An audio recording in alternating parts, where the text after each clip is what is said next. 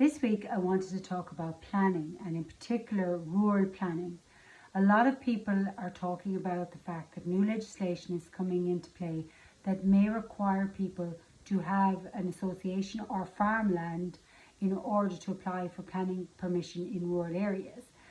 If we are to have revitalised rural areas, we are to make it easier for people, not more difficult for them, to come and live in rural communities. If COVID has shown us anything, it is that people can work from anywhere, provided they have the infrastructure like broadband to do so. And this is a huge opportunity to revitalise rural communities. And when it comes to planning and the Climate Action Bill, these should obviously work hand in hand. And what I cannot understand is that how they see them as being opposites of each other or in competition to each other, because plenty of people who build one-off housing in rural communities are very conscious of the environmental impact.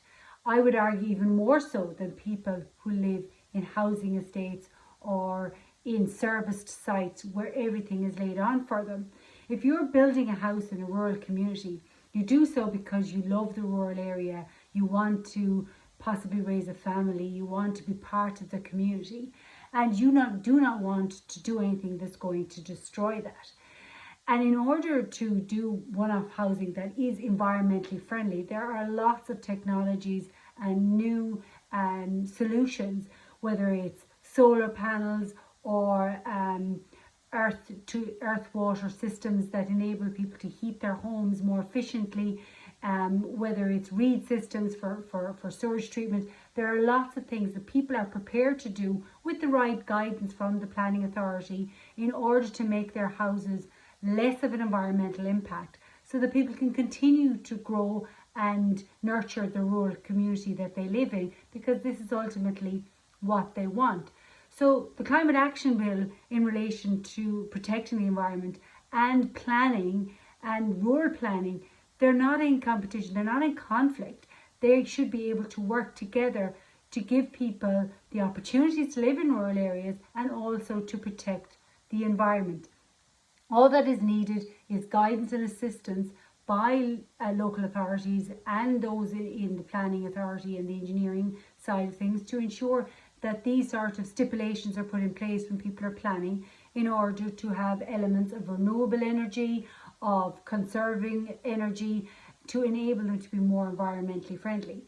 And I do see why, local authorities in particular, when they're servicing areas or villages or towns, they do see why building people together, they can create services in an area that are much more cost effective. But people should be allowed to have that choice as to whether they want to live in rural areas or they want to live in villages or towns or indeed cities. And as it stands, our villages aren't equipped to do that. So they're telling people they can't live in one-off housing out in the countryside, and yet they're not providing serviced sites in the centre of villages and towns to enable people to still live in rural communities, which badly need that injection of people and energy and families and community to stay going. But yet they don't want to provide, they don't have the facility to provide the facilities like water and sewage and service sites in villages. There's a lot of villages in this country that don't have proper water systems or water treatment systems. So you can't expect people not to apply for planning of one-off housing when you don't have an alternative for them in their local village. It may be an option, but since the houses aren't built, or that the service sites even aren't available in their village, how do you expect them to make that choice? Ultimately then what they're saying is, no, go live in a town or a city. Now with COVID, that has proven that there are more options out there in terms of working, and people don't need to live in towns and villages or towns and cities in order to have high performing jobs or use a wide range of skills, because there are lots of jobs that you can do in rural communities and also that you can do by using the internet to do those jobs.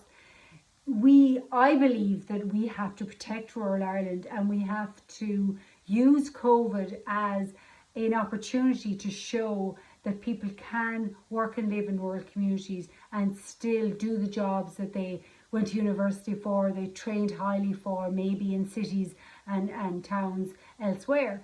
So there is opportunities there. Ultimately, you're just creating a wilderness out of rural Ireland, and you're not allowing to people that choice and that option. And this is our land, this is where we come from, we're custodians of it, and this is where our heritage and our history and our families come from, and this is where we choose and want to live. And therefore the government is there to ensure that we prosper and grow, and that we do, ultimately as citizens, we're allowed to have those freedoms and have those options within reason, while working with other people by not hindering others. That is ultimately, the government is there to guide and govern and give the fairest outcome to everybody, not give only one option of living in cities or towns. We should have the option and the viability to live in rural communities, because it's very important, and ultimately it takes the pressure off a lot of towns and cities who have seen people having to, in recent years before COVID, having to go to these cities and towns in order to get jobs. And ultimately that is not what people want, and it is about, and people have learned that, I think, more particularly, there are other priorities outside of wages and proximity to services, that having time and space and the energy to live in more rural settings and raise their families and be part of a community and not have the long commute and not have that congestion that happens when you have too many people living in cities, which ultimately is bad for the environment, is a better option for everyone. And I believe that we can do this by reviewing Ireland's Project 40 legislation in relation and guidelines in relation to planning, because I think COVID has shown a different option. And I think by working with the Climate Action Bill as well, having those working together to ensure that people who do build in rural communities, and I know they are very willing to do whatever it takes to be as carbon neutral, as to use renewable energy, as to conserve the land and the area as much as possible, and the quality of the water and the land is ultimately what they want. A lot of people talk about visual impact, like, most of the country is not a national park. There are areas that are national parks, that are preserved, that are, and rightly so, that are pockets around the country as national parks where people don't live, and they're wide expanse spaces. But ultimately people have to live somewhere. People make a community, they make an area. You can't just make Ireland, rural Ireland, a wilderness of nobody living there and isn't it lovely to look at. That is not what rural Ireland is about. It's not just about green fields and the ocean. It is about people living in those communities and appreciating what they have around them, and they've been there to protect that. And they will do, as the farming community has shown, they will do whatever schemes and instruction and ideas. There's plenty of ideas in relation to carbon neutral and renewable energies within the farming community, to ensure that the land is protected, that the areas are protected, that the quality of the water and the air is protected. And that's what they should be working together to achieve. But it needs people. It needs people to be living in those communities in order to do that. So this idea of legislation, just blanketly, crude legislation coming in, if you don't have an association or farming connection to the land, you can't live there. That is crazy, because ultimately you will drive everyone, including the farming community, out of them, because they won't have any neighbours, they won't have other people in other professions to associate with or to be part of. They won't have services, they'll have nothing. You need lots of different people living in rural communities with the farming communities and farming businesses. You need other businesses, you need rural businesses, and you need people all living and working together, you know, to have people, you know, to have enough children to go to the local school, you know, to have enough people for services in an area. So ultimately it could end up where farmers are living inside of the town and going out to farm in their farms out in the countryside, because if you don't have other people living in the rural community, there is no point to the community. So this legislation, plus it's being done before anything else is in place. It's putting the horse before the cart anyway. Nobody has a choice.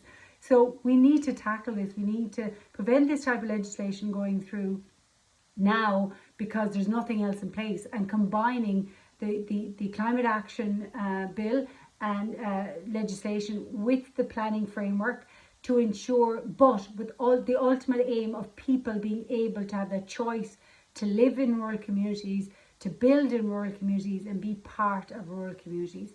We all have anecdotal evidence, particularly young couples trying to come back to rural communities, trying to find a site, to build a site, to build a house on, and ultimately being refused planning for various reasons. And it is crazy. These are usually young professionals who are looking to do this. So we need to tackle this, and we need to address this as a matter of urgency to protect rural Ireland.